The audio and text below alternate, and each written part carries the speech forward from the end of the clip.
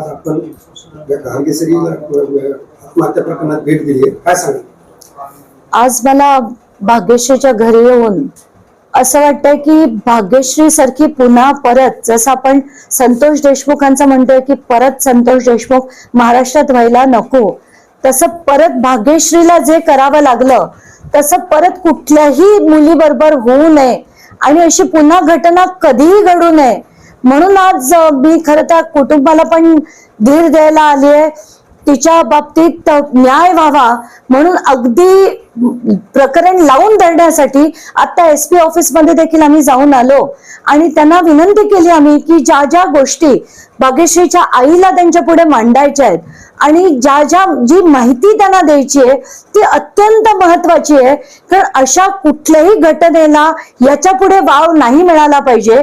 कारण अमुक जी मुलं होती त्यांच्याकडे अमुक खूप वाईट पद्धतीचे असे व्हिडिओज आहेत आणि या मुलींना मोठ्या प्रमाणावर ब्लॅकमेल केलं जात आहे. त्यांच्यावर जे दडपण येतं त्या दडपणामुळे असं कृत्य हे केलं जातं आणि त्यांना करायला भाग पाडलं जात आहे.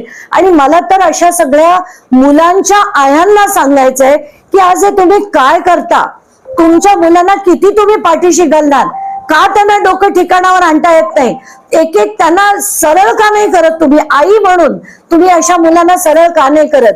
तर मला असं वाटतं हे सगळं अतिशय वाईट होत आहे आणि याला आता कुठेतरी थांबवण्यासाठी सगळ्यांनी, सगळ्या व्यवस्थेनी, सगळ्या लोकांनी, सगळ्या समाजांनी एकत्र येऊन आता काम करायला पाहिजे. कारण एकीकडे जसं आता दादा म्हणाले की आपण बेटी पढाओ बेटी बचाओ म्हणतोय आणि दुसरीकडे आपल्या बेटींबरोबर असं धडधडीतपणे होत आहे.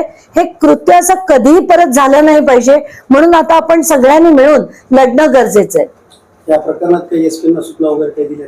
आताच्या घटनेला सगळ्यात जी माहिती मला भाग्यश्रीच्या आईने दिली होती ती मी SP पुढे मांडली आणि SP देखील उद्या त्यांना बोलवलंय. अमुक गोष्टी कुठल्या राहिल्या असतील तपासात तर त्या सुद्धा आम्ही घ्यायला तयार आहे अशा असता त्यांनी आम्हाला आश्वासन दिलंय आणि उद्या भाग्यश्रीच्या आईला भेटायला बोलवलंय. दुसरं एक प्रकरण आहे इकरा मणियार म्हणून, तिला 2 महिने 22 दिवस झाले पट्टा आहे, अद्यापर्यंत पोलिसांना सापडलेली नाही. तेच सांगते की अशा 3-4 मुलींबरोबर आत्ताच्या आत्ता इतक्यातच, आणि या सगळ्या 8वी 9वी 10वी मधल्या मुली असतात आणि त्यांना एक तर तो त्यांच्यात बालिशपणा पण तितकाच असतो आणि हे परत परत जेव्हा त्यांच्या बरोबर होतं ते अतिशय मला वाटतं डिस्टर्बिंग अशा गोष्टी असतात आणि त्याचा सायकोलॉजिकल इम्पॅक्ट पण त्यांच्यावर होतो. म्हणून त्यांना सुचत नाही काय करावं आणि असं काहीतरी फाशी घेण्यासारखं हे जे कृत्य झालं